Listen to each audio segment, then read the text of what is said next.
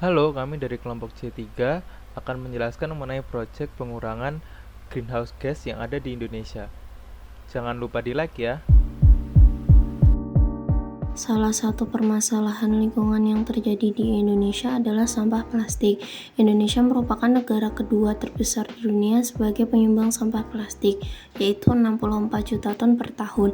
Dan salah satu provinsi di Indonesia yang menjadi penyumbang terbesar adalah DIY, Daerah Istimewa Yogyakarta, yaitu sebanyak 747 ribu ton sampah plastik per tahun, di mana mayoritas dari sampah plastik tersebut akan dibuang ke TPA, tempat pembuangan akhir, dan salah satu TPA yang ada di DIY adalah TPA Piungan. Namun, sekarang TPA Piungan sudah dalam kondisi overload, di mana sudah menampung jauh melebihi kapasitas yang seharusnya. Berdasarkan permasalahan yang telah dijelaskan sebelumnya, maka diperlukan cara untuk mengurangi sampah plastik tersebut. Salah satunya adalah dengan mendaur ulang.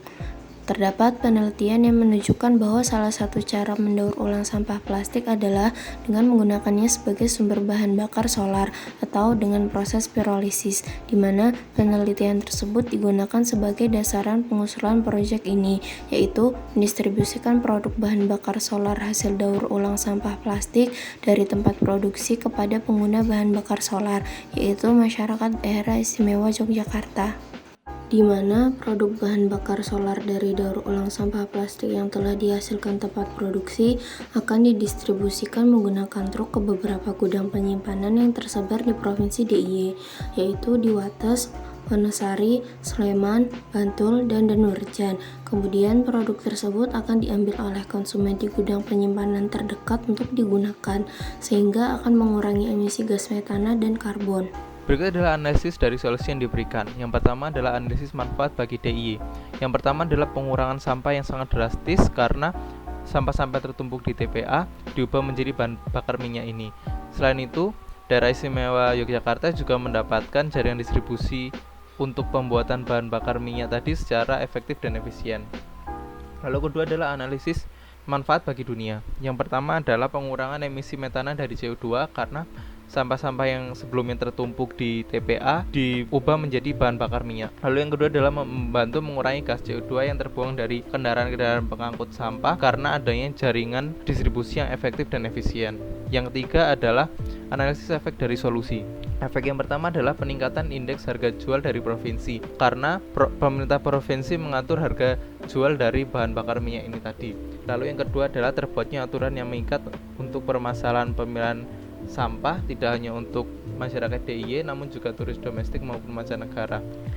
Yang terakhir adalah analisis strategi yang digunakan agar solusi yang diberikan tadi dapat berjalan dengan efektif dan efisien. Yang pertama, harus melakukan kerjasama antara pemerintah dan universitas terkait agar universitas terkait mendapatkan sampah-sampah yang dibutuhkan untuk membuat bahan bakar tadi.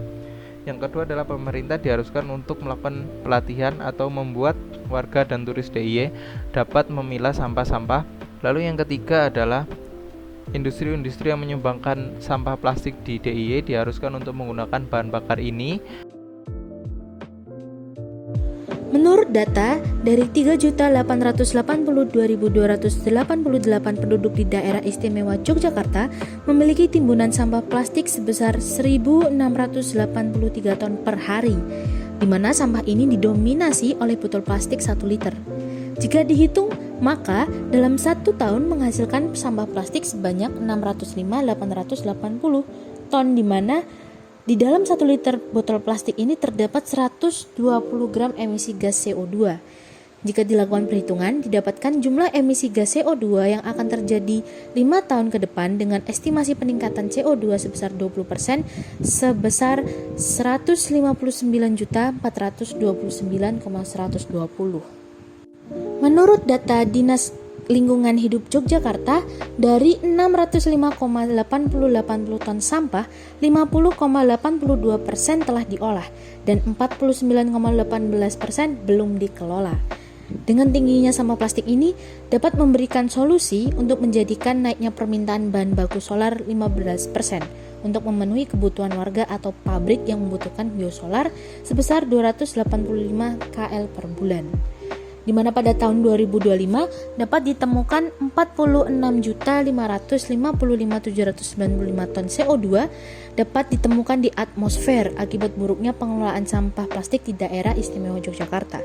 Angka ini akan terus bertambah sebesar 20% jika tidak ditangani secara masif dan tidak ada kebijakan baru dari pemerintah maupun Dinas Lingkungan Hidup Daerah Istimewa Yogyakarta. Dalam aspek pengelolaan sampah, 49,18% yang belum tertangani dengan baik ini dapat menghemat ruang TPA DIY sebesar 411,998 ton sampah di tahun 2025.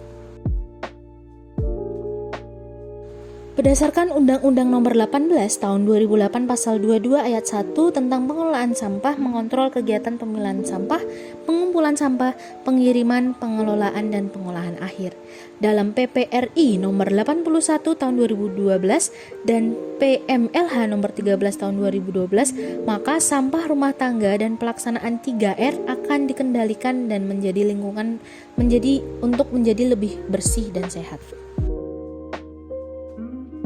Jadi dalam penelitian ini menggunakan metode Clean Development Mechanism, yaitu mekanisme kerjasama yang diatur sesuai dengan protokol Kyoto sesuai yang dijelaskan dalam pasal 12 untuk mencapai pembangunan berkelanjutan dengan mempromosikan investasi berbasis ramah lingkungan dari pemerintah, negara, industri. Kerjasama yang dilakukan itu antara Aneks 1, yang dimaksud Aneks 1 yaitu negara-negara maju, dan Aneks 2 yang dimaksud dengan negara-negara berkembang. Fungsi dari kerjasama ini yaitu Aneks 1 membantu dalam perihal dana dan juga teknologi dalam tujuan penurunan emisi negara. Lalu Aneks 2 dengan memanfaatkan dana dan teknologi yang disalurkan oleh Aneks 1 dapat mencapai sertifikat CER. Lalu dalam penelitian ini yang diharapkan yaitu dana dari Aneks 1 tersebut dapat dimanfaatkan dengan menggunakan distribusi hasil solar dari pemanfaatan sampah yang ada di daerah Yogyakarta.